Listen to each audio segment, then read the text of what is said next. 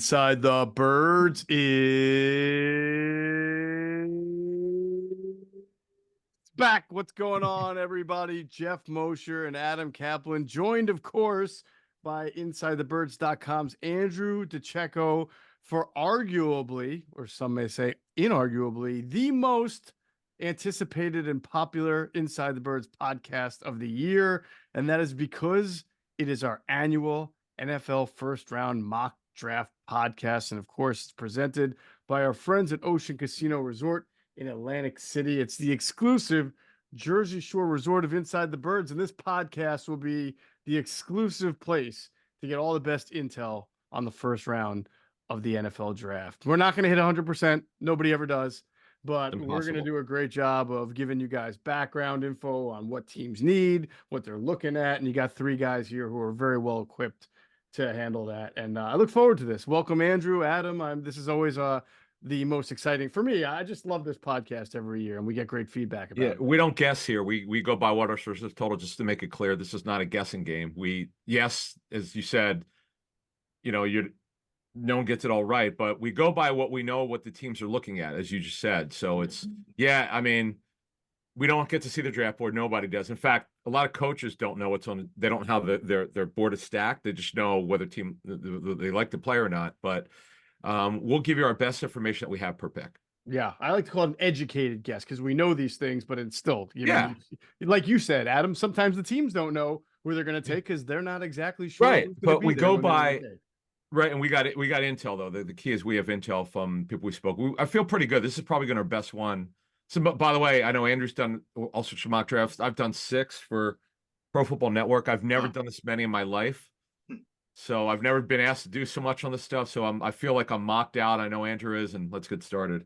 All right, well, that's a great segue. We have the Andrew DiCecco annual final mock draft of the season up, and when I say mock draft, an Eagles 7-round mock draft. It's up on InsideTheBirds.com right now. I'm not going to give away, Andrew, any of your wonderful selections, but I'll just add, it's just a simple yes or no question. Will some people be surprised by any of your selections?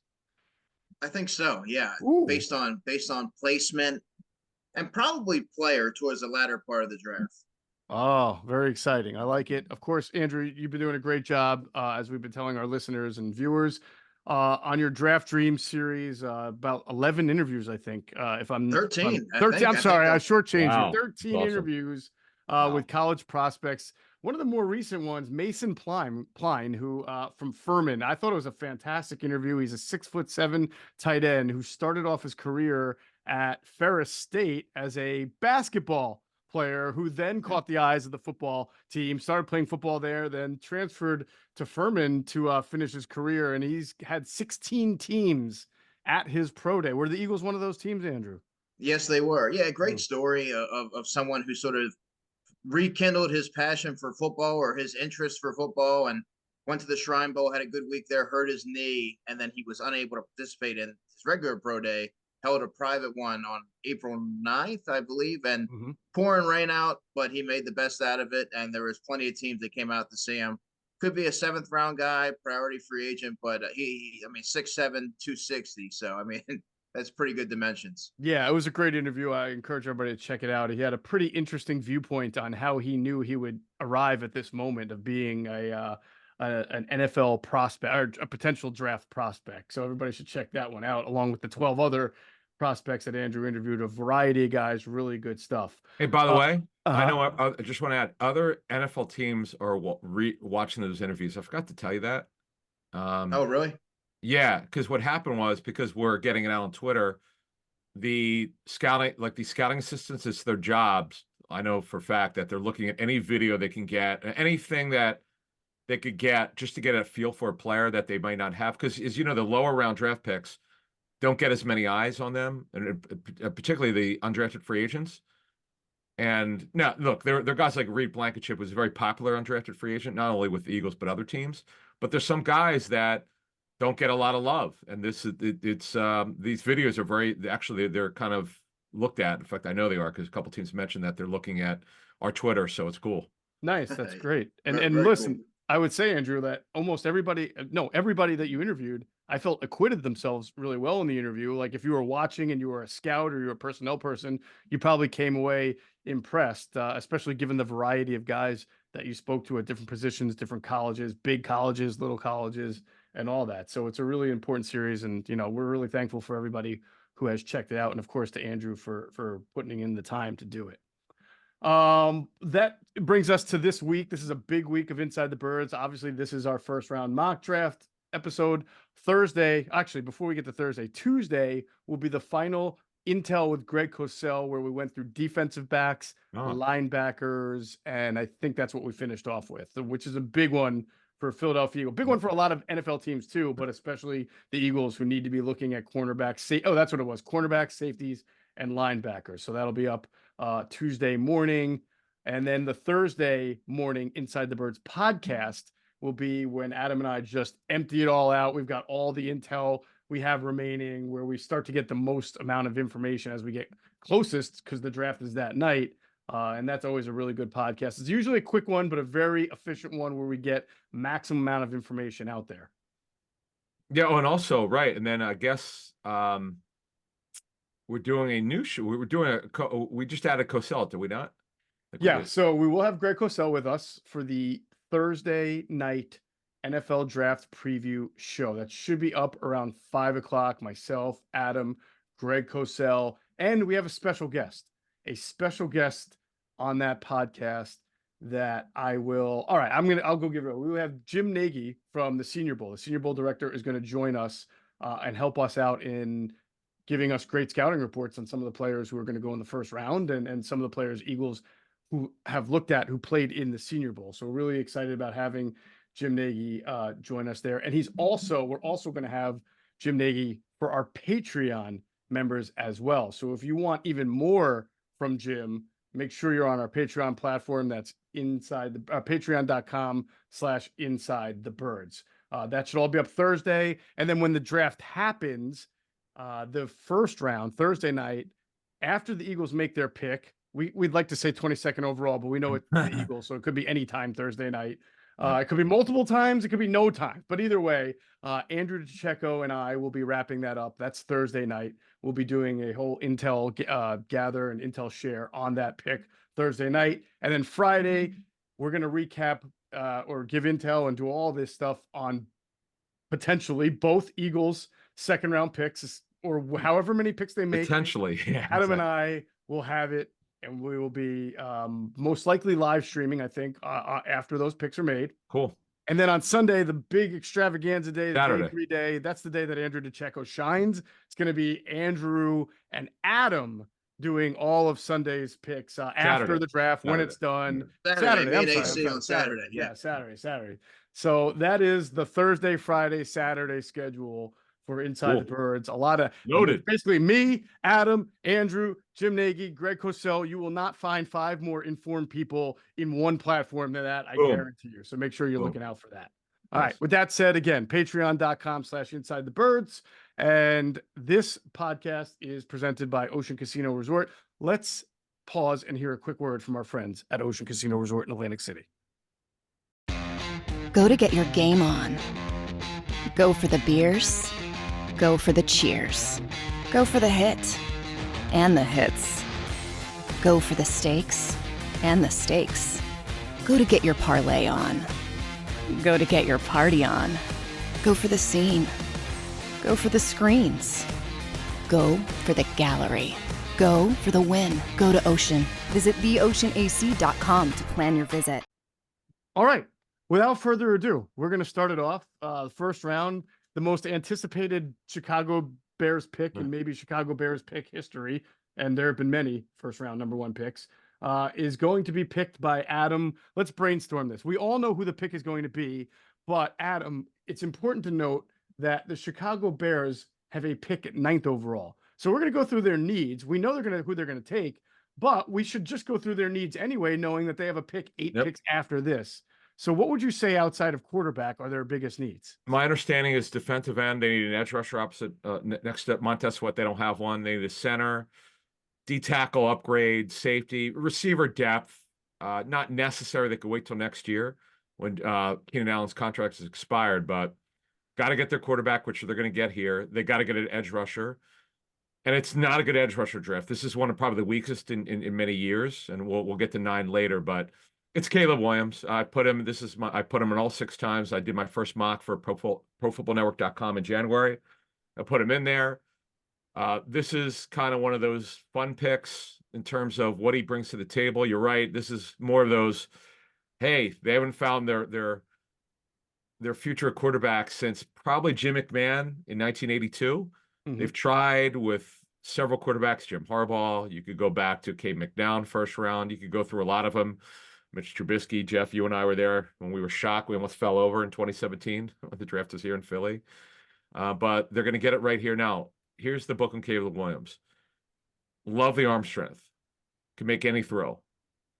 Good solid body for guys just over 6'1". He's built like he looks like he's 6'3", 6'4", but he's only just over 6'1". Now, the knock on him is too many throws off schedule, needs to play more within structure.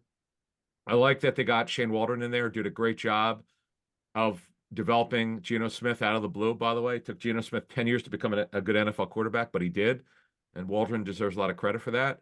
But the thing is, though, this is a West Coast offense. You got to be precise with your timing. You can't keep running around and not throwing within some structure. It's great when the pocket breaks set, absolutely take off. So that's the thing for Bears fans listening, if you're out there, is that he's just got to find a way to let things happen. And by the way, he doesn't have an agent. And that's kind of a concern around the league for some people. With the first pick overall, it's kind of unheard of. And by the way, this pick came in a result from the Carolina Panthers. But, the Bears, by the way, they don't have a lot of picks for this draft. That's kind of weird.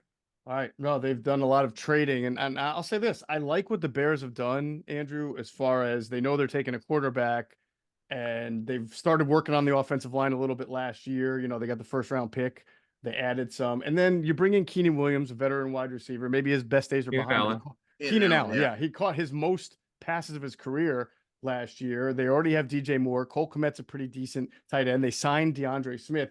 It felt like with their defense that has been up and coming, and the offensive weaponry they've added here, they're hoping to give Caleb Williams a foundation to be successful. And I think that if you look at Bryce Young last year, I think that Caleb Williams walks into a better offensive structure. And as Adam mentioned, including Shane Waldron as a coordinator. Absolutely. And they're going to have another opportunity potentially to add a playmaker to that offense for him to grow with. Right. I think that that's going to be a great fit for him in Chicago. He's surrounded, like you said, by some talent. So he's not exactly being thrown into the deep end. He's set up for success. There you go. All right. A team that has tried to set itself up for more success this offseason has been the Washington Commanders. They have new ownership. They were very oddly busy in free agency as far as signing a lot of what you would say complementary parts. I mean, none of their free agent signings, of which they made many, are huge names, but they obviously get a guy like the center from the Cowboys, Biadasz, right? And they bring in a couple of linebackers and Lou Vu. One being one of them. I mean, Adam, they've made like good, solid, smart additions. They didn't go and blow the doors off anybody just to blow the doors off a person like they used to do. Yeah, I mean, Dorrance Armstrong, they paid a lot of coin. It was kind of a bigger deal than I expected. They brought in DQ Fowler.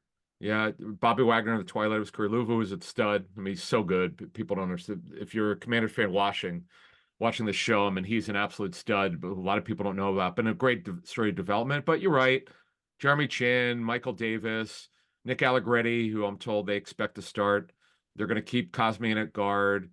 They're good at receiver. They brought Zacchaeus in from the Eagles. They brought Mariota in from the Eagles. It's kind of weird. Zach Ertz, also a former Eagle. I don't get all that. Brian Johnson's there. Yeah, maybe that. You know what? I know Johnson was good point.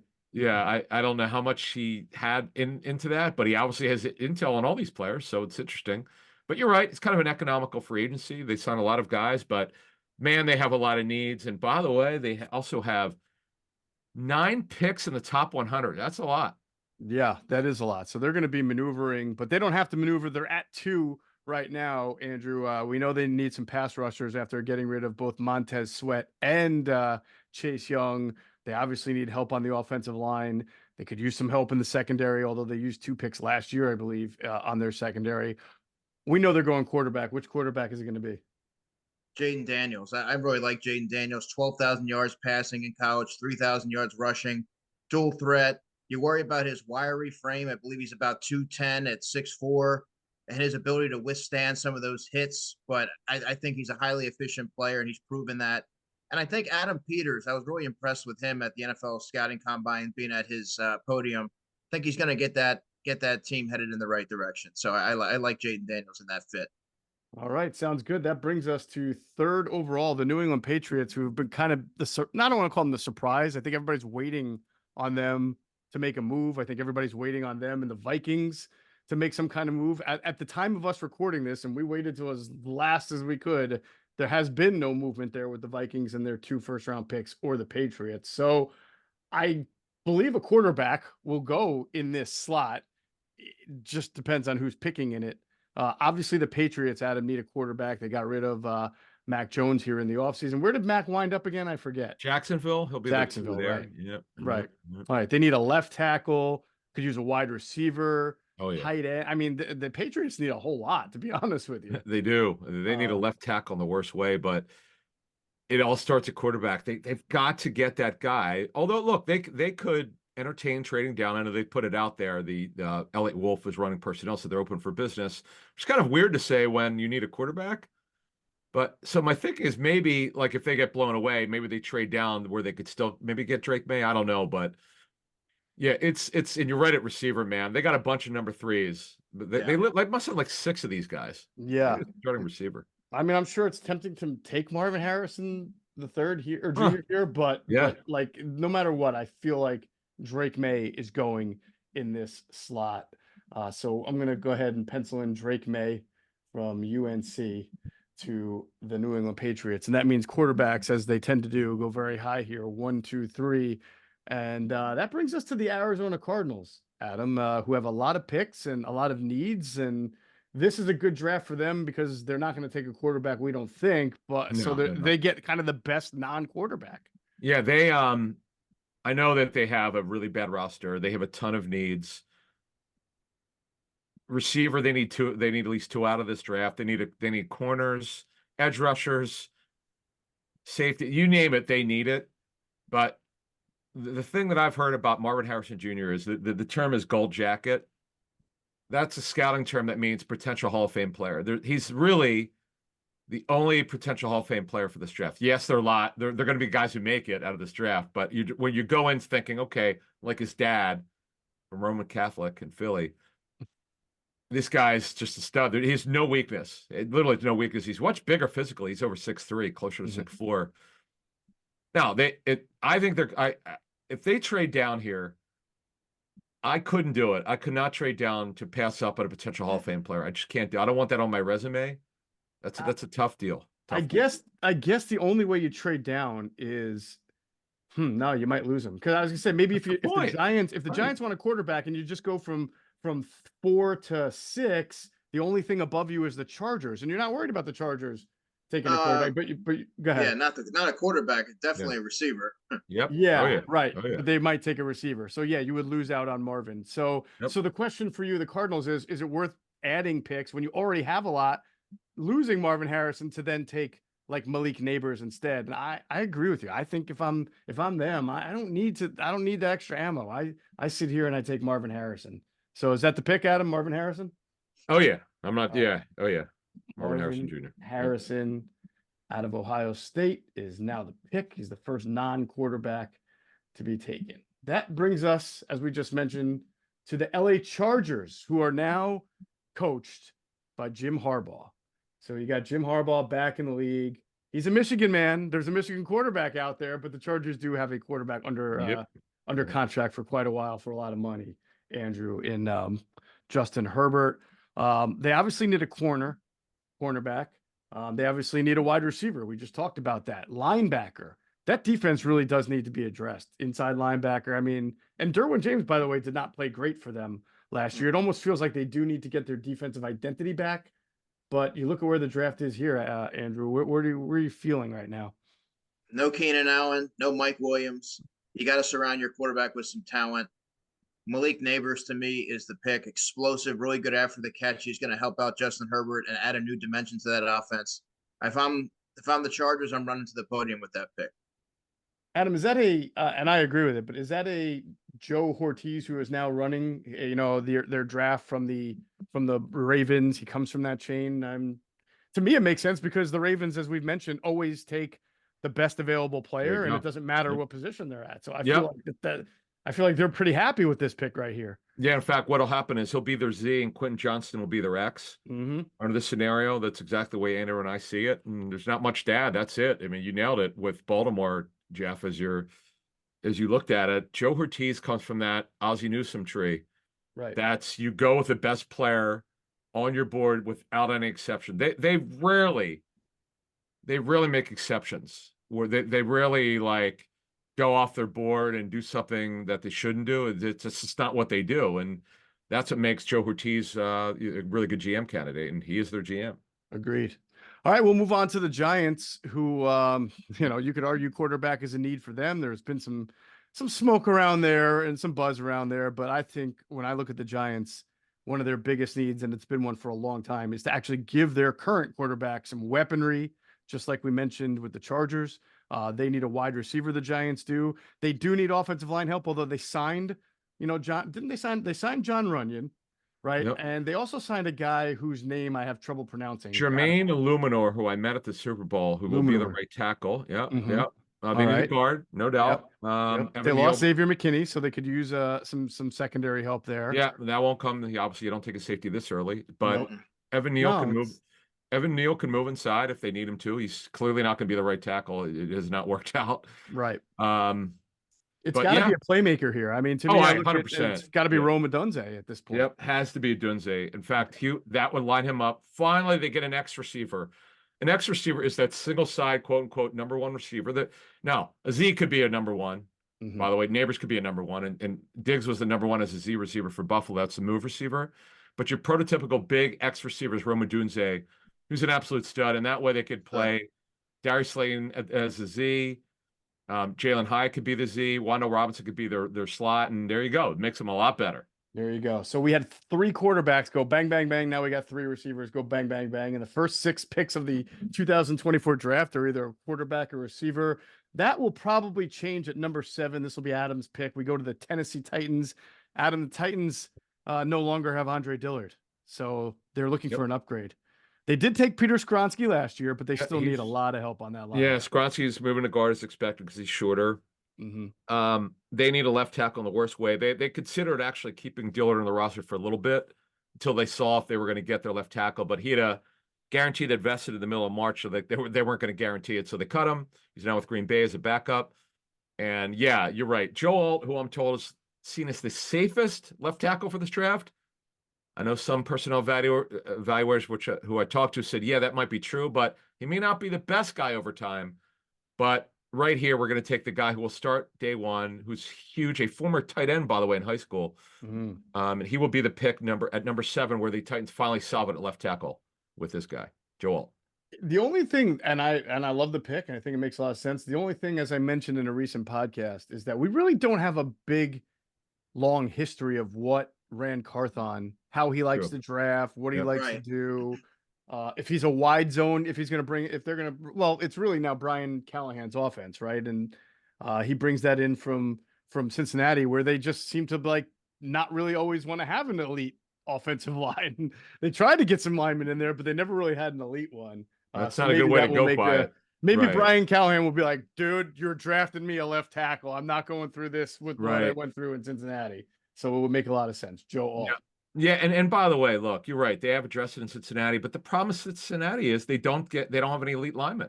Yeah, no, they let Jonah Williams walk. That you can't. You wonder why your quarterback gets hurt all the time. Joe Burrow. I'm not blaming every issue on the offensive line, but he's had a ton of injuries. They've never had a quality offensive line. You never aspire to be average on the offensive line. That's why the Bengals.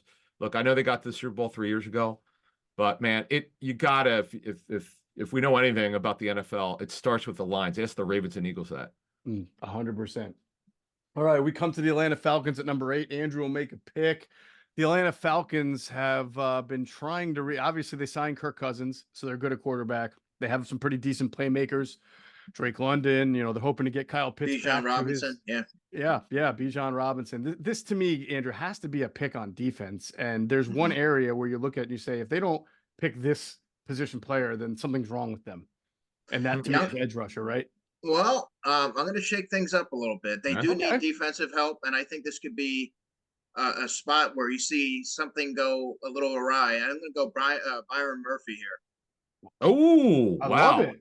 I love Okay. it. Yeah, Okay. you know, it's so hard to find interior pass rush in this class, particularly in this class. And if you're Atlanta, you need some help there. Why not take the best one at doing it? Really good against the run, violent hands, aggressive, disruptive. He's going to be a playmaker and an instant fit for them. Byron Murphy's from Texas, correct? Yep. Right. Yep. Yeah. Adam, you had some intel that on Murphy in a recent podcast that, to Andrew's point, you said like people aren't talking about this guy enough. Like he is going to be a legit first round defensive tackle. Yeah, the two people that I heard a lot at the Senior Bowl were about, and one of them happened. Darius Robinson had a great Senior Bowl week. I was told he's going in the first round. I was told that back at the Senior Bowl. And Byron Murphy, like the media wasn't on him yet, and I was told he absolutely is. He's a terrific interior pass rusher. 3 technique and a 43 would be optimal, but they don't run a 43, but that's okay. You make it work. That's what you do. And remember, Grady Jarrett's coming back from a torn ACL. He's an older player. Onyemata's just a run game guy. And now, could they use a standard pass rusher? Absolutely. They'll play Ebiketie. He was a second rounder 2 years ago. They're going to have to address it. No question about it. There's really no one left in free agency. But Byron Murphy, I've had him go in the middle first round for a couple months. Hey, I always say this. What's the difference as long as you get it right, taking him a little bit earlier? 100%. Now, the only position that other than looking at Turner, the edge rusher from Alabama, what's that?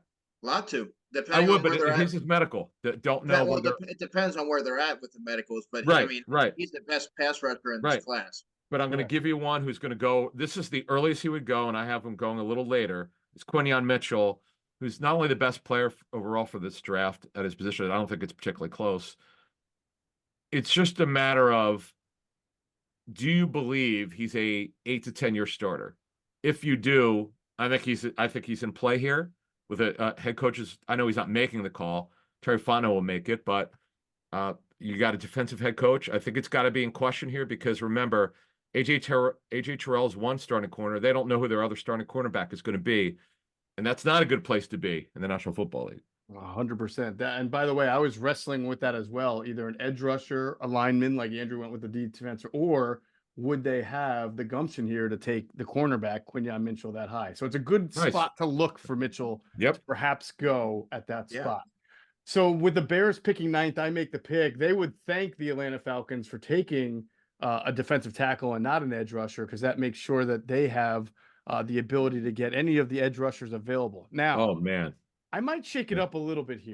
Because they are not like every other team these days. They are running a 4-3, and if they're going to take an edge rusher, he's most likely in the Matt Eberflus system going to be a down lineman who plays with his hand in the dirt, not necessarily a Hassan Reddick outside Sam outside rusher. And that really kind of narrows it down to two people at this spot. It could be Jared Verse out of Florida State, or even Darius Robinson out of Missouri, who can be versatile. He can play D-end, he can play a little DT and nickel.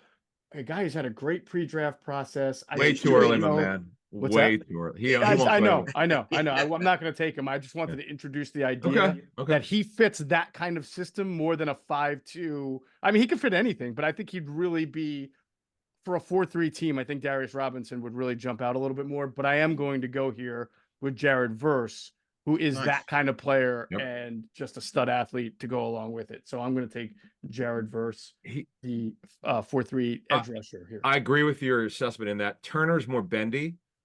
Dallas Turner's more bendy, but he's probably better for a 34, and they don't run a 34. They're running their old school 43. Not a lot of teams run this, by the way, anymore. Darius Robinson can play in any front. I know a lot of people have a 5 technique in a 34. He absolutely can play in a She I don't. Yeah, he can. He can. Yeah. Absolutely. Sure. I think Missouri plays a 43, if I'm not mistaken. Don't they?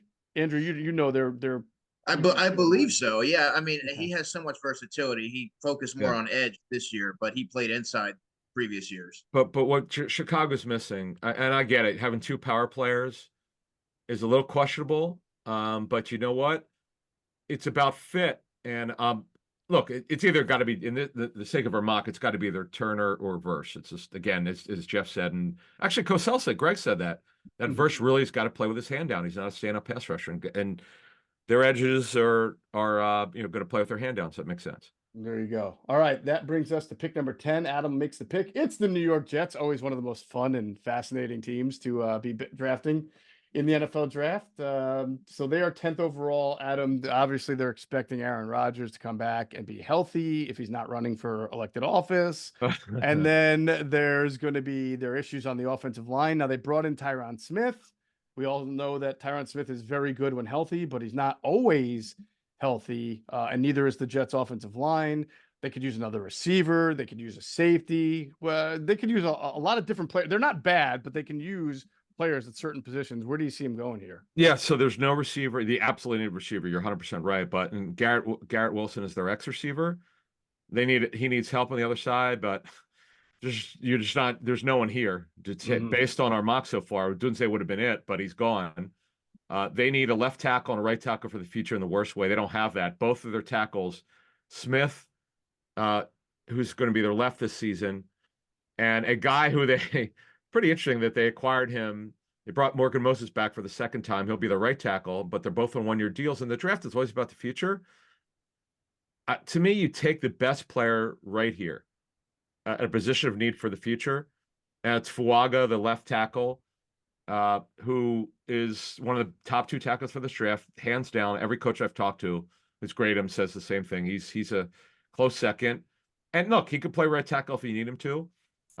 In fact, he's so strong and powerful. I know some people think he should be a right tackle, but hell, that whatever the case may be, folks, he'll line up anywhere they need him to at right or left tackle for the future. Get it right. Jody's a really good drafter, but where he's missed is a quarterback. Everybody knows that. And a tackle. He's not gotten it right at tackle. This is a home run for a guy who nailed the draft 2 years ago, had one of the best drafts in Jets history, with an unbelievable draft 2 years ago, but he's not gotten it right at tackle, and they need to do it here. So I love Fuaga. He does have shorter arms, which is something to consider maybe as a potential guard at the next level. Depends on where they see him, but I think he'd be a right tackle, in my opinion. All right. I mean, Adam, all he'd have to do is beat out Morgan Moses, right? I mean, to start. Yeah, and Andrew's right. 33 and 8th. You really would like to be at least 34. The wingspan is actually not bad at 80 and 5/8. But again, you like it to be longer. But I kind of agree with Andrew in that.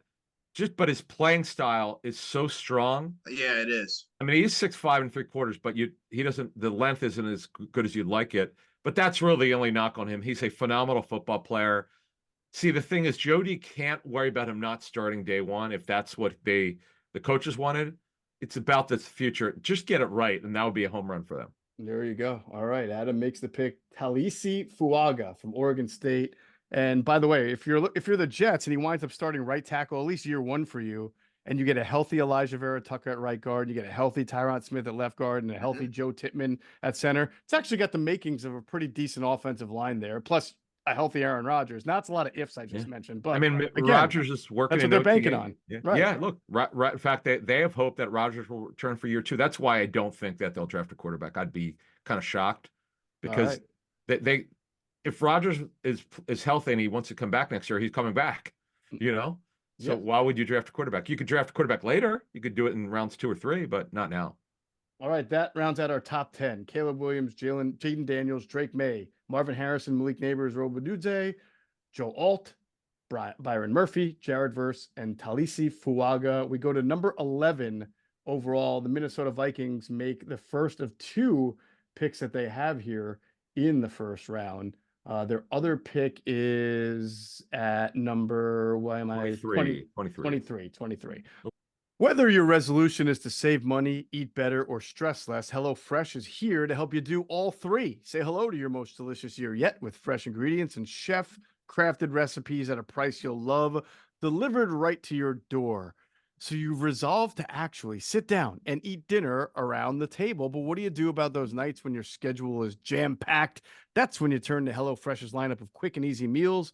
It includes their 15-minute recipes designed to help minimize mealtime stress. Who doesn't want more of that in their life? So every time we eat from HelloFresh, whether it's a quick and easy meal or one of their other varieties, we're blown away by the freshness, the taste, and the overall quality.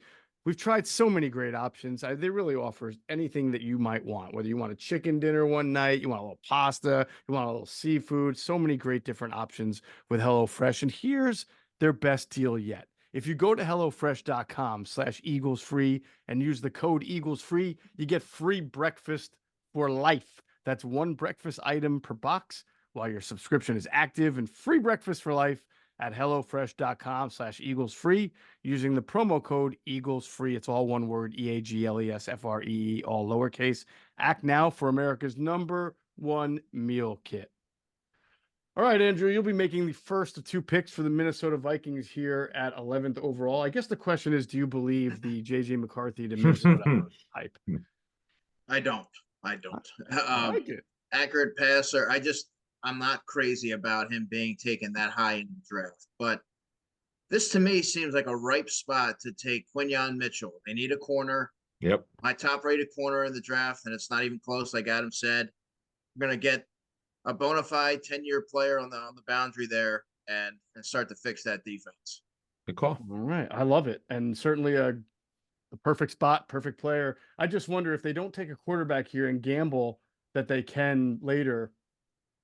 Who is their starting quarterback, Adam, if they don't have a quarterback in the first It'll round? be ugly. It's brutal. Sam Darnold. Oh, boy. Now, Okay. again, here's the thing. They have to ask themselves this question. If it go, and Andrew's right. Take the best player, and it's Quinyon Mitchell, and both are needs. Quarterback, Quinyon Mitchell has to be the higher graded player. Mm-hmm. But I get it. The late Gil Brandt told me quarterbacks supersedes anything. I mean, it's always going to be higher than cornerback, though cornerback's a very highly graded position. But man, J.J. McCarthy, I mean, I've mocked him to the Vikings for Pro Football Network because they're running a West Coast offense. He's a good fit for that, but you always ask yourself this question: what does J.J. McCarthy do really well? Exactly. That's the problem that you have. But nevertheless, now they could look at quarterback later at 23. Look, by the way, McCarthy doesn't go to 11. Who's drafting him? That's a great question. Point too. Maybe. Great question. Oh, Oakland? Okay. I mean, Las Vegas? Maybe. Okay. I mean, you'd have to wonder how much do you have McCarthy graded ahead of Bo Nix and Michael Penix that you're going to take him that high in the draft and then not one of the other two guys and worry about letting him slide. So we'll see. Mm-hmm. I like the pick. I like the player a lot. Quinyon Mitchell goes off the board at 11th overall. We get to number 12. I have to make the pick for the Denver Broncos, who literally need every single position that you can think of. They have got a whole rebuild that they need to get through. Quarterback is obviously a need. Defensive tackle, defensive line. I mean, they could use an edge rusher, a cornerback, outside linebacker, tight end. Brock Bowers. You can start to have the conversation there. Running back, safety. I mean, there really aren't. Plus, I didn't say wide receiver, but they traded away Jerry Jeudy. Cortland Sutton has not reported for workout, and he could be the next one on the way out. I mean, the Broncos to me are the sort of wild card. They can make a bunch of moves, and we know that Patrick Surtain, as of us recording this podcast, has not gotten an extension yet. So there's this seems like a team that could be very active. But for the sake of sitting here at 12 and going with the best available player, I don't think they're going to take a quarterback. I just don't see them taking a Penix or a Bo Nix here. Or That's even early. It's really early. Yeah. Yeah. And I don't even see him taking J.J. McCarthy. I feel like if you're going to go with the best available player and you need help on the offensive line, this is where you go and get an Olu Fashanu. I also could see them getting the stand-up pass rusher in the kid we just talked about, Dallas Turner. That'd be a great Put a pick gun to for my them. head. Dallas Turner would probably be the pick there. That's the best pick for them. That's what I would think. Dallas Turner would be the pick. I mean, they need so many different positions, but they really haven't had an elite pass rushing edge rusher since, I guess, Von Miller. They traded Chubb. They traded Chubb. Draymond Jones was okay for them, was pretty good for them, and then he signed with Seattle. So they need some explosion around the edge, and he's the best one for it. So let's go with Dallas Turner to fit the Vance Joseph defense there in Denver. Yep. Got it. And that will bring us to the New Orleans Saints, another team that needs a lot of Raiders, positions, but one Raiders, that's Raiders, Raiders. oh, I'm sorry. I was reading. Yeah, I wrote down that the Raiders at 13th overall. Adam, you'll make the pick. Talk about their needs. Oh boy. Now you made it harder. So quarterback, corner, they need both badly. A guard, D tackle, right tackle. They lost Illuminor. Running back, DN. They could use another one, a receiver, just for depth, but for the future. Well, I didn't think that. See, again, I'm drafting for really need for them here because we know they want a quarterback. Corner's also a big need. It's either quarterback here, McCarthy, or a cornerback, Terrion Arnold. I was going to go with Arnold until I knew McCarthy was going to make it to them. You really look at it here with their coaching group that comes in here with old friend Antonio Pierce. You brought in Luke Getsy, who runs a West Coast scheme. We could argue that McCarthy should go much later, but you know what? They need a quarterback, and they're going to do that. They're going to take the need pick here and leave Arnold on the board. I know Arnold's not special, but he's a good football player. But they need a quarterback, and they're getting one here with J.J. McCarthy.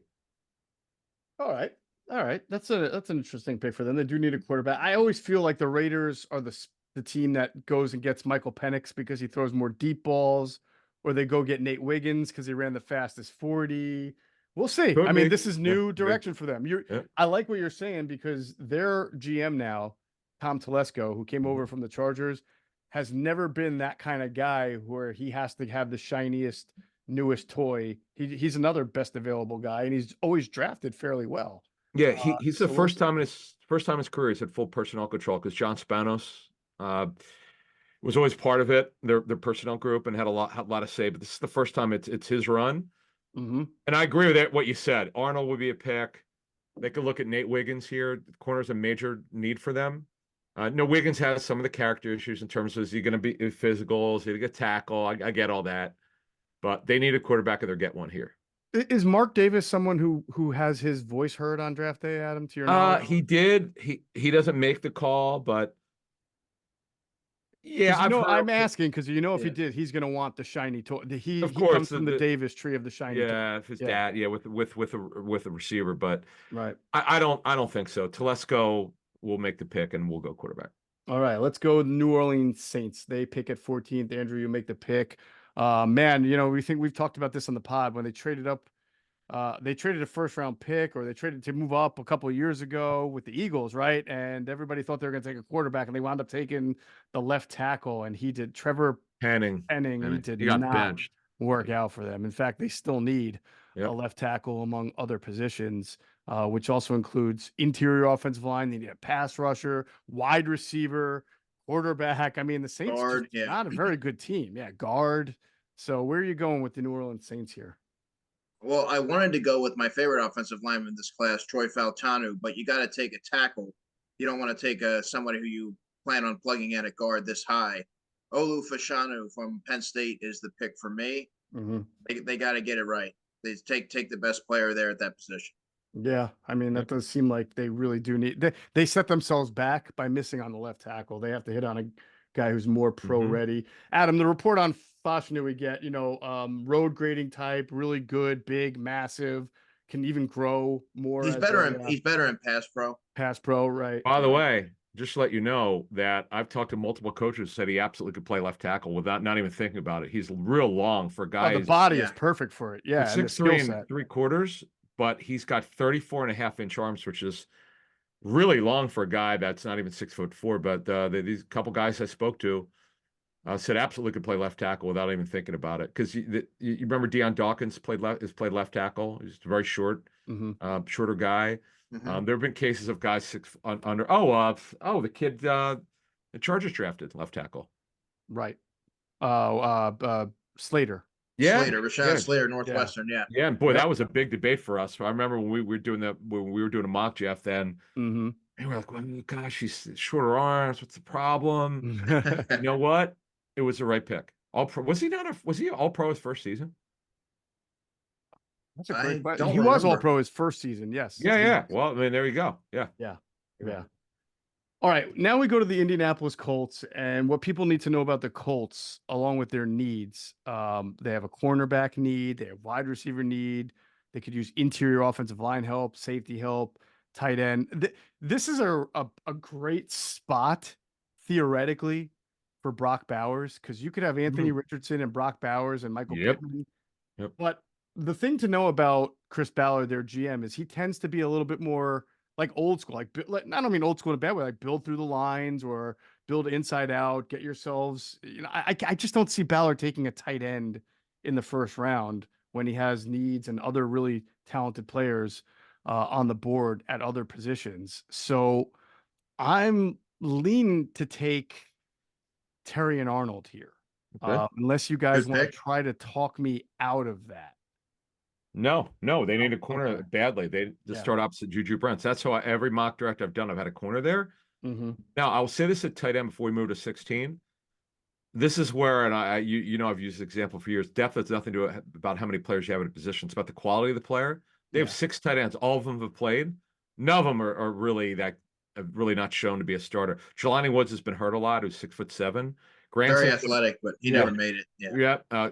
Granson's a move tight end. He's a undersized F tight end. Mo Cox is a Y tight end inside. Will Mallory's a decent third tight end. Eric Thompson's been around forever.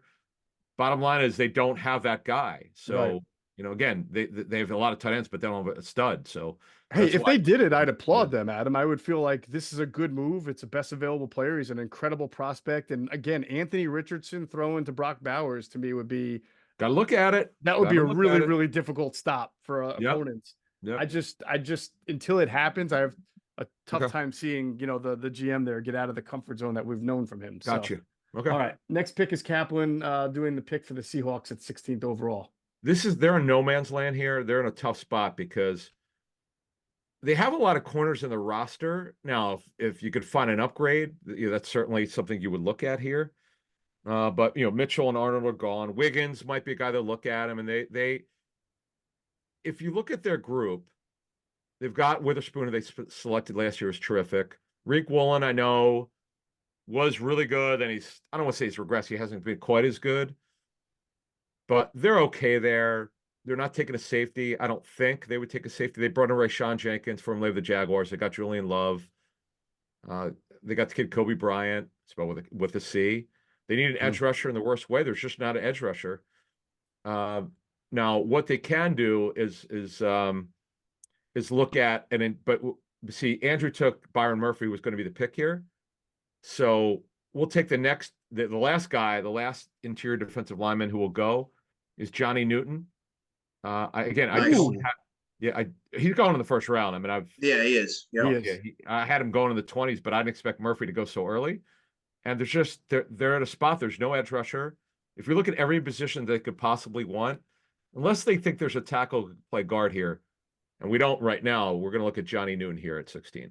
I like it. He's one of those guys who during the college football season was a first round pick, a first round pick, a first round pick. And then what happens is the pre-draft process happens. Other guys become quote unquote right. And he sort of goes to you don't hear his name as much. And then the first round comes along and he's right back in there because he was a first round pick his entire senior year or last year at Illinois. He's a good player. He had a late pro day because of an injury, and he did really well too. So he certainly helped himself there. Love the pick. All right, Jacksonville Jaguars up next, 17th overall. Andrew's making the pick. Andrew, Jacksonville is a team that's always fascinating. Obviously, they could use some help in the secondary. They have no wide receivers at this point. I mean, they have Christian Kirk, but they let Gabe Davis go. Obviously, they didn't re-sign Calvin Ridley. No, they got Gabe Davis. I'm sorry, they signed Gabe Davis. It's Calvin Ridley they let go, but I don't see Gabe Davis. They don't want to let him go, by the way, for the record. They absolutely did not want him to go. I'm sure they didn't, but that was a lot of money that Tennessee. They tried. Tennessee beat them. I mean, they were crushed, I could tell you for an absolute fact. I'm looking at, if you look what they did in free agency, they fortified their offensive line with Mitch Morris, who's a veteran. Yeah, I like him. But they lost Calvin Ridley. They did not want that to happen. Trust me, they wanted him back in a big way. But just putting that out there, they trust me, they didn't want to lose him. By the way, lose him to a team in their own division. Oy, that's not good. Yeah, not good. So this does feel like too early. A little too early for Brian Thomas. No. And by the way, we should mention the GM there, Trent Baalke, loves players with length, whether it's a defensive lineman, corner, receiver. That would fit in this is the earliest he would go, but he's gone in the first round, by the way. Is Brian Brian Thomas? Oh, yeah, I assume he goes absolutely. in the first round. Yeah. He seems like he's a prime candidate for the Buffalo Bills to try and maybe come up for it. But Yeah. I'm gonna go with Laiatu Latu. Oh, Talk, okay. talk about I like talk that. about edge rusher. Yeah. He's coming off the board now. 17. Okay, so So obviously, the Jacksonville is comfortable with the medicals because that's Yep. going to be a big issue. You're right as far as talent. I mean, if other teams are comfortable with medicals, it might even go higher. But that is a Yep. prime pass rusher going to the Jacksonville Jaguars there at a UCLA, as we've talked about in the podcast. Best hand usage, most refined pass rusher of the group. That brings us to 18th, the Cincinnati Bengals. I'm going to do it, fellas. I'm going to do it. I'm Bowers. going to do it because I want to see it. It would be a beautiful thing. Brock Bowers catching passes from Joe Burrow, surrounded by also, at least for one more year, T. Higgins and Jamar Chase. That will be an unstoppable offense. And to be honest with you, it's hard to see Brock Bowers getting past the top 18 picks. He's that talented of a player. Yeah. So I'm mocking him to the Cincinnati Bengals 18th overall. Great That pick. brings- The yeah. only thing I would say is they still don't have a stud on the offensive line. Latham's going to be a consideration for them. Sure. Um, I think they don't could think still that- use a stud corner too, because they've sort of Yeah, been by yeah. there, but they're okay there, Bengals. corner, but they one of these days maybe they'll figure out why they're not that good. Is they just Yeah. don't build on the offensive lines. But no, that Brock Bowers, I've mocked him. Gosh, I think 6 times to the Bengals. They haven't also got it right at tight end, and in fact, they tried. Remember when they went with Jermaine Gresham Oh yeah. and the other tight end, Tyler Eifert. right in the first round. Yes. They did, and it had some success, but not a lot. They've never really got it right at tight end. I love the pick. It's very good at 18. there you go. All right. Hey, I'm not saying it's going to work out. I'm just saying that's what I think it's going to be. He starts day one. There you go. They finally get it right at tight end. Good. All right. That brings us to the Rams, 19th overall. Team really good lately at drafting. And Adam, you'll make the pick for them. What do they need? All right. The Rams need a D tackle to replace the great Aaron Donald. Edge rushers, corners. I don't know how they got away with this. The guys they're putting out, the guys they put out there last year, like a Keller Weatherspoon. They got away with it, and they got away with it. They need a quarterback for the future someday to replace Matthew Stafford. They don't have to do it now. Stafford played well last season. Safety, another running back. Okay, offensive tackle and receiver. Offensive tackle. The question is, do they want to upgrade over Alaric Jackson, who's their projected left tackle? By the way, is on an RFA tender this season. They haven't signed to extension. So, to me, I think you go with the best player on the board, and that is Mr. Latham here at 19th. J.C. Latham from Alabama is the pick. He is an offensive tackle. He's really a right. Who can play maybe guard. Go ahead. Yeah, he's a right tackle, right or guard. Now, some teams I've talked to said that, you know what? He could play left tackle. He's a former tight end, but he's just played basically right tackle in college. So that's I get that, but He played a little right guard earlier in his career. Okay. A little bit bigger for a tackle. He's 342. yeah, he's long. I mean, and he's big, but everybody sees him as a tackle. It's just a matter of. And by the way, Rob Havenstein is an older player. In his 30s now. He could be the future starter there when they make a decision what they want to do with Rob. Rob turns 32 next month. That's something to look at. But now I'll tell you, if a corner drops down to them, they have to look at it. Now the question for them is there is a corner, Nate Wiggins. We don't know how they feel about him. That's going to be interesting. It would be Wiggins. It would be Wiggins or the tackle. It's just a matter of either or. We're going to go with the tackle here. All right, tackle J.C. Latham. That brings us to the Pittsburgh Steelers, 20th overall. Andrew will make the pick, and Andrew, you look at the Steelers, and they're always a team that drafts wide receivers. They did draft the left tackle from Georgia last year, who played well when they finally played him, Broderick Jones, correct? Mm-hmm. Yep. All right. And they have Isaac Seumalo there as well. Right. They need some help on the They could use a center. Who's their right tackle these days, Adam? I forget. Well, they went with Broderick Jones last year. I'm told they want to move him to left, where that's what they did. They drafted him to play that. Just last year, to get him ready, they played him at right and Dan Moore at left, and they want to replace Moore as a starter. They like him as a swing tackle. Yeah.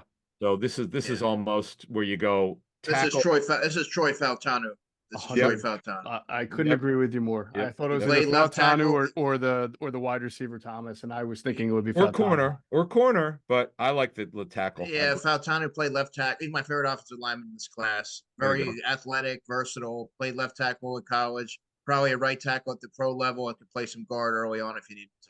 Boom. Yeah, yeah. Every Eagles fan, by the way, who's listening to this, who is resigned to the fact the Eagles might take an offensive lineman in the first round, probably wanted that guy. Just went, oh man. But I absolutely can see the Steelers taking Troy Fautanu there at 20 100%. overall. Have to. Yeah.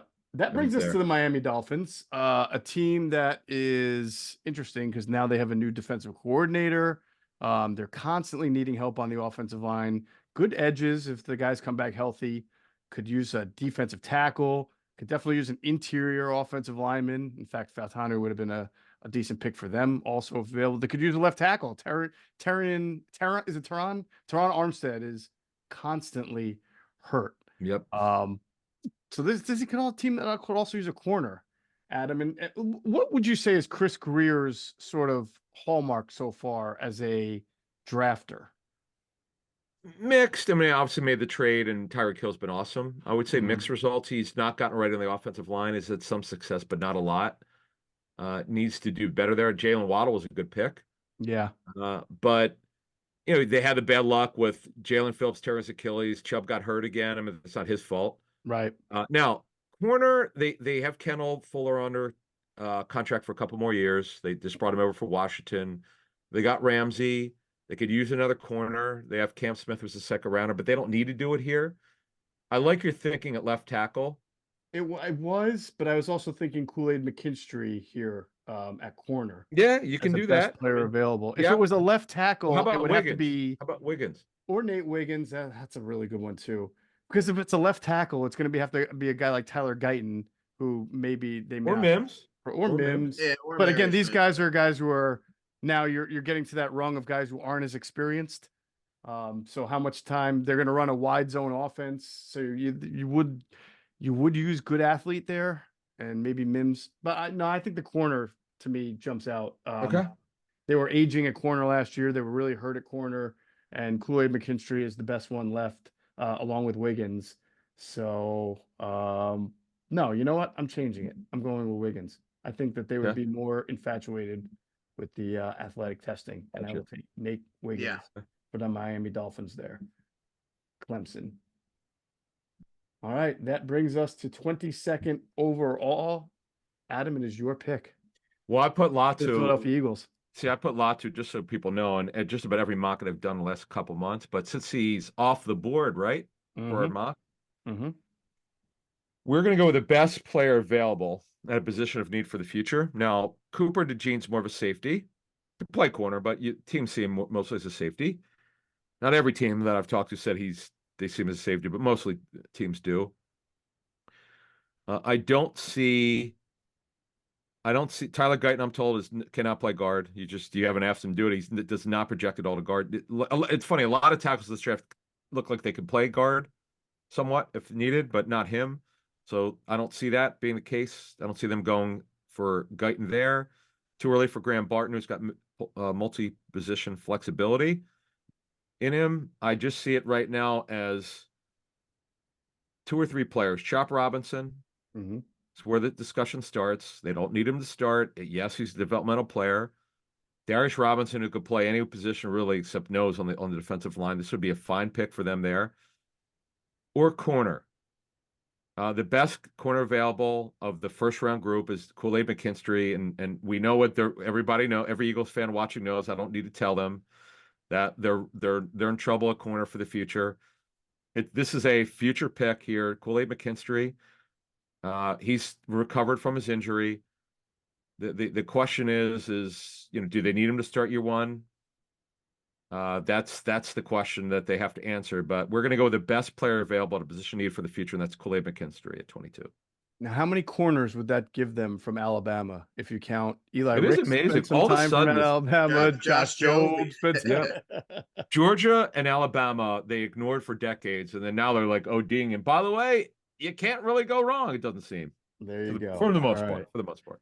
By the way, a nice, interesting change from our mini mock draft we did, where none of the four corners would have made it to the Eagles, but now in this edition of our mock Yeah. draft, they do get a corner Cool. in Kool-Aid McKinstry. All right, brings us to 23rd overall, the Minnesota Vikings. Let us go to Andrew DiCecco. You passed on them, I think, to take Quinyon Mitchell, or no, wait, yeah, They earlier in didn't get the a draft. quarterback. They didn't get a quarterback. They did not get a quarterback. What are they doing? Well, it's too early for Bo Nix or Michael Penix. Well, hang on. Just so you know, you're in trouble because they don't have a second or third round pick. They have to do it. They don't have a choice. They have to do it. Michael Penix. It's going to have to be Michael Penix when Yeah. you look at what he can bring from just an athletic arm talent. I think you have to do that.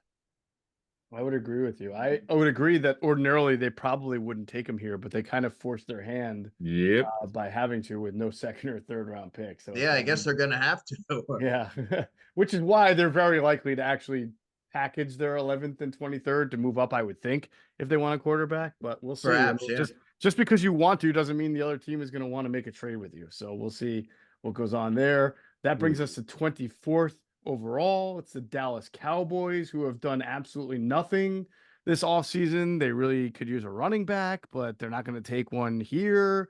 Could use a center since they lost Tyler Biadasz. They could use a left tackle unless they plan to move Tyler Smith there, and then that would open up a guard opening for them.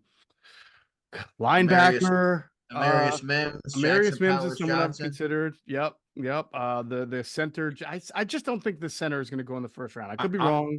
Yeah, I don't think so. I have I don't not think talked he to is. anyone who's got Powers Johnson in the first round. I mean, No. I'd be kind of surprised. But look, just one thing to understand though with Mims, and everyone I've talked to feels the same way. It's rare that a lot of people agree on this on a player. Mm-hmm. He needs so much work. He's got a ton of upside, no doubt. He's a pretty good kid, from what I understand. He's long. You love that. He just has not played enough.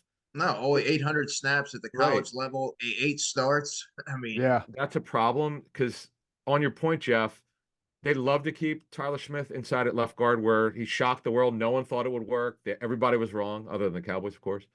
Although Mhm. it didn't look good in training camp for his rookie season. He just, hey, the bell went off. What a great story. Right. But if you're drafting Mims, you have to think he's not going to be ready year one. I don't see them doing that because they're in a position. Jerry Jones wants to win. Yeah. And Mims, you're not winning with Tyler Mims year Guyton. one. I would have Tyler- gone Guyton There you go. here if I went offensive line. I could also see them going AD Mitchell and getting another wide receiver in No there. way. But I'm going to go with Tyler. What do you mean, no way? Why That would early in Cowboys the take first a wide round? receiver? He's going to go in the. He's very No. But here's the thing with Uh-huh. with that Dallas not taking a tackle here, because they might move Tyler Smith to tackle. So or that would leave they a got to guard get opening. where are they getting their offensive linemen? Second round, third round, fourth round, fifth round. They got to get a Other guy to times, I start. mean, look, I'm giving them Tyler Guyton. I just said I wouldn't be surprised if they. Oh, took I thought you said you're going AD to take a Mitchell here. receiver here. I just No, can't. no, see I'm it. going Tyler Guyton. I just said this is an area I would look for them to. I wouldn't be shocked if they went wide receiver. They need a wide receiver. For the future, yes, Sure. yes, I'd agree because Cooks is on the last year of his deal. I think Lamb's not going anywhere. No, I mean But- they basically have Lamb, and then they need somebody because Gallup. They do. really They has did. not Well, they come let back you know what from- Jalen Tolbert did a good job. He was awful All year right. one, and then he came on. But Yeah, they've boxed themselves in as they always do. Always do. They whether it's extending contracts, they wait forever, hmm or they don't get that position drafted when they need to. Sometimes, though they draft. By the way, they draft overall very well, but they take character risks yeah. too much. Yep. But bottom line is they've got to solve this issue. I give them credit for getting Tyler Smith right. That a lot of people around the league were shocked that he Yeah. worked out at guard. But Yep. hey, good call. All right. Well, that would be able to Guyton OT, and then they could keep Tyler Smith at late, or they could try Guyton out of guard if they want. Next pick is the Green Bay Packers. We're going to pause real quick though to hear a word from our friends at Sky Motor Cars. Sky Motor Cars in Westchester is a different sort of dealership. All it takes is one look at their Highline pre-owned vehicles that people all over the country want and need. Owner Brett Schiller, make sure you don't spend a dime of your money before you purchase the car. Sky Motor Cars allows you to make all the decisions regarding your next vehicle. At Sky Motor Cars, you never have to spend more than necessary. Visit SkyMotorCars.com today or call 610-918-7225. All right. The Green Bay Packers are up at 25. That is the Eagles' opening day season opener opponent in Sao Paulo, Brazil. Adam, what do they need and where do they go? All right. They need left tackle. They have a kid Walker who started there a lot last season, but he was a 7th-round pick. They could always look for an upgrade if one is available. But you got Guyton going at 24, which is a good pick for Dallas. Who will be their left tackle? Jordan Morgan's available. He's a top 40 guy, but I don't know that they would go there. Corner. Green Bay could use another corner. Definitely need one. Rakestraw might be a little bit early for him. Too early. Yeah, I agree. I'm going to go here, and this is a guy who could do that. They need this position. They need a safety. It's Cooper DeJean. This is where the Good pick. I like that. I just feel like from talking to personnel people, he's a top 5 player in terms of best of player, one of the best players for this draft. It's just, what is he? Well, he's a safety. Okay, do you take a safety in the top 15? No, but you could take him in 25, right? And this Brian Gutekunst is a hell of a drafter. So Andrew and I agree here. I like this pick. Yeah, that's good. Yeah. All right. I agree too. And listen, I think as long as you have a plan for him, then you're going to be just fine because he is a very good player. Well said. That and by the way, on your point, I want to shame on me for not mentioning this. The biggest issue in the National Football League is the disconnect between front offices and coaching staffs.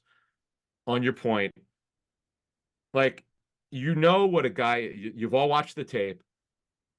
The reason why picks fail is sometimes coaches don't see the player the same way as the front office does, and they miss on a discussion about how a guy's going to fit in. And this is the perfect example. And Gutekunst is really good, by the way. He's one of the better drafters. But overall, your point is well taken.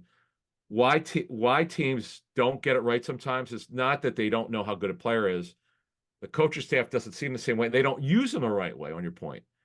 And that's why teams miss a lot. We don't mention that enough. And that's a really underrated part of why teams miss, is they don't get it right because they're not on the same page as the front office. There you go. All right. 26th overall is the Tampa Bay Buccaneers. Andrew DiCecco. Let's talk about what the Buccaneers need. I mean, they obviously had a nice year offensively with their wide receivers, with their running back, with their quarterback. They made it work with their offensive line. I'll give them that. And obviously they had some nice surprises on defense as well. Could obviously use some secondary help, especially a cornerback. Could use some interior offensive line help. Would you say this might be the first spot, knowing Todd Bowles, where if there's going to be a surprise inside linebacker taken like Edgerrin Cooper, like maybe it would be? I'm not predicting that, and it's your pick, but I feel like if there's going to be a team that takes Edge Cooper first round or somebody else that's an inside linebacker, the Bucs might be it. Yeah, possibly, but I think I'm going to go Graham Barton here, the offensive lineman from Duke. Can play right tackle, can play center, can play guard. That's a home run pick at that point in the draft. Yeah, now they had an unfortunate issue with their center being unhealthy for 2 straight years. Mm-hmm. So if he could, some people project Graham Barton to be I actually project him as a center, Yeah. So right guard, center. I love it. From Duke, which brings us again to the Arizona Cardinals, who had picked 4th overall. They took Marvin Harrison, so they upgraded their offense with the 4th overall pick. Now they're sitting here at 27th overall.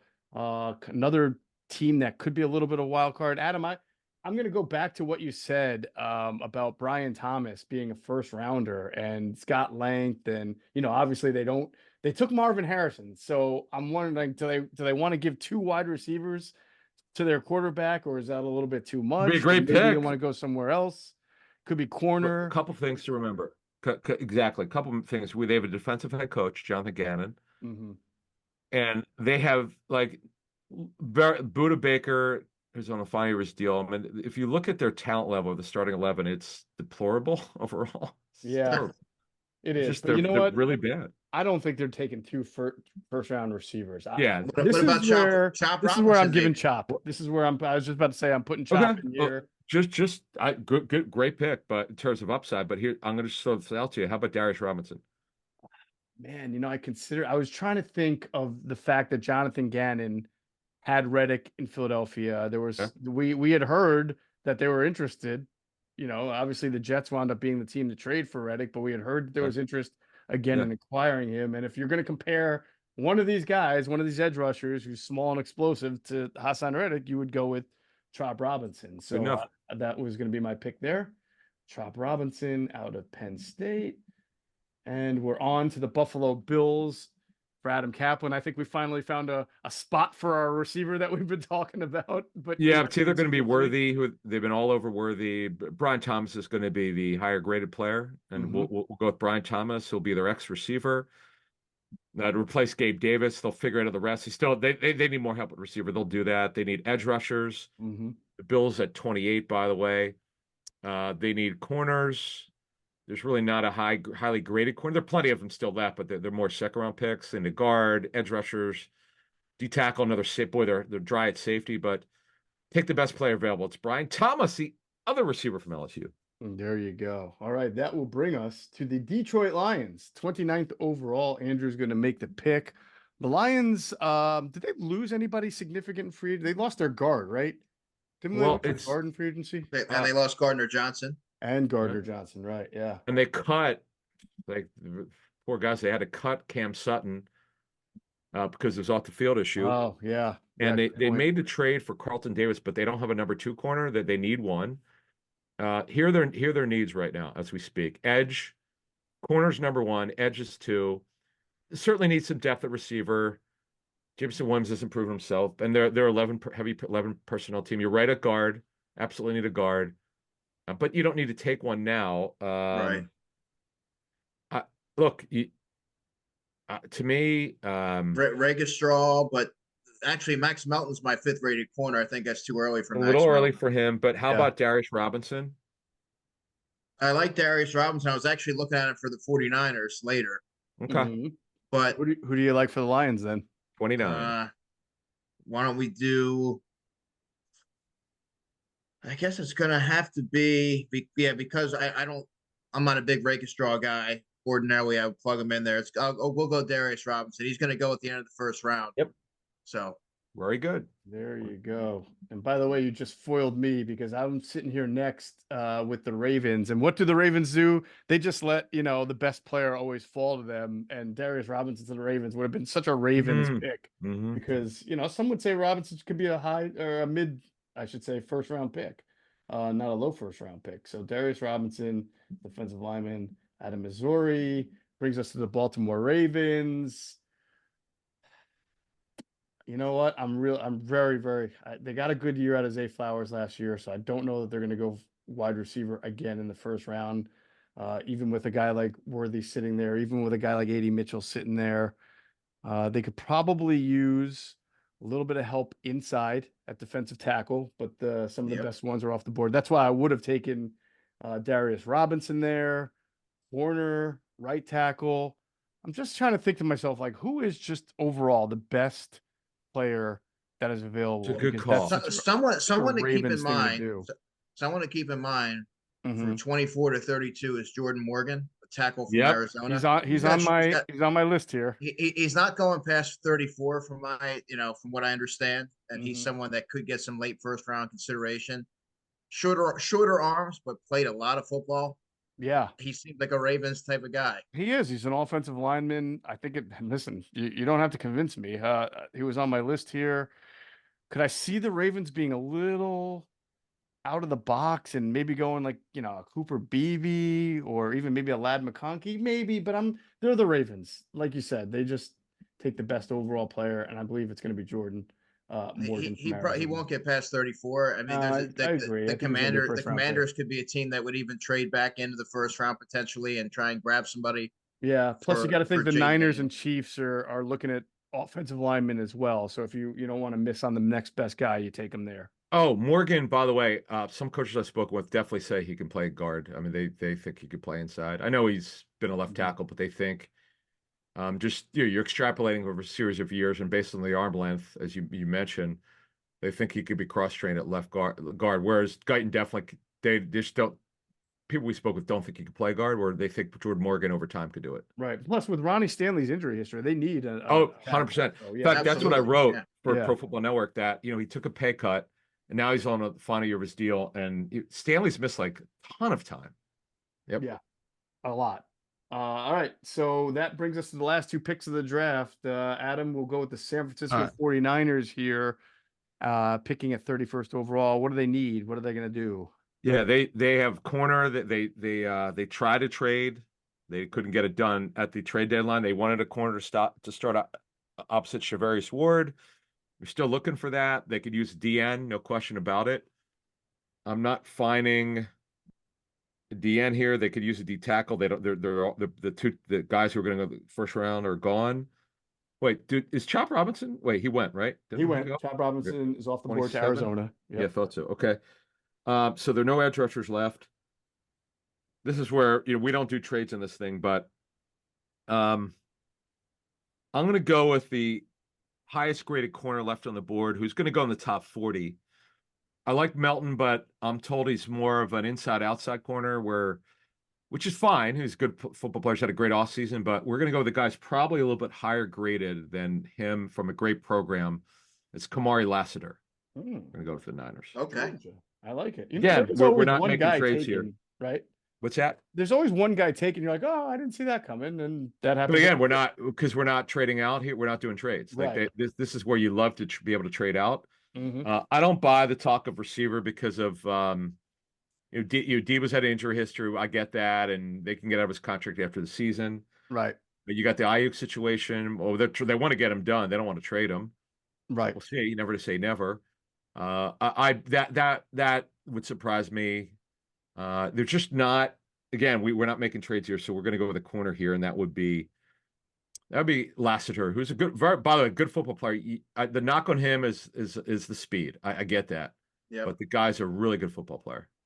Oh, this sets up a fascinating 32nd overall pick for Kansas City Chiefs, because there's one player that if you guys just put your thinking caps on, and you I know know who what the you're head thinking. coach is. What am I thinking, Andrew DiCecco? You're thinking Xavier Worthy. Oh, you damn right. Dude. I'm thinking Xavier Worthy. I'm Done. thinking Andy Reid is looking at the next Oh, yeah. Deshaun But- Jackson. Yep. But Go ahead. Amarius Mims has not been taken. I know. They need a left tackle. That's a good call. They do need That's a left great tackle. call. But before you make this pick, Adam, Hmm. who is their left tackle if they had to play a game today? The kid that they drafted in the 4th round last year, I think it's a 3rd round. Wanya Morris. Oh, okay. So it's not Prince Tega-Wanogo. No, that who never made it. Yeah, he's actually. It's He's crazy still in that the he's. practice squad, right? No, he's not. He's actually a vested veteran. So Oh, I thought he was with them. Okay. No, they didn't resign him. He's out. It's crazy that he's a vested veteran technically. God, Crazy. that is crazy. Yeah, but right. All right. Andy. The highest rated player on the board has to be Amarius Mims. Mhm. They need a tackle. That's going to be the pick. Okay. Oh, you took away all. I would have gone with Worthy, my but fun. I can't argue. You made a very fair call. Yep. And if he's not ready, the kid Morris could be the starter. Mhm. But man, Worthy with them, I just would like. I could imagine it with because remember It would be so unfair. It- It would really Yeah. be. and remember, Nagy was with Deshaun in Philly. Yeah. Who's their offense coordinator. So yeah, that I would. We have no way of knowing this. We don't know what's on the draft board, but I know this. They really like Worthy, but Mhm. for the sake of this draft, I mean, yeah, if you get Mims, who's got tremendous upside, they could do it. So good call. Good Yeah. enough. By the way, Donovan Smith did not sign him with anyone, correct? No, and he's near the end of his career. I mean, he still Right. wants to play, and I'm sure we'll sign him, but that's fascinating. Absolutely Could fascinating. be the Chiefs could go over Worthy and decide, Yep. hey, I got no Yep. better option. We can do one more year out of Donovan Smith. So that'll wrap it up. That was an awesome first round draft pick. Of course, thanks to everybody listening. Boom. Thank you, Andrew DiCecco, Yep. for your contributions. For Andrew and Adam, I'm Geoff Mosher. You've been listening to another first round NFL mock draft from Inside the Birds. And as always, we thank you for flying with us inside the bird.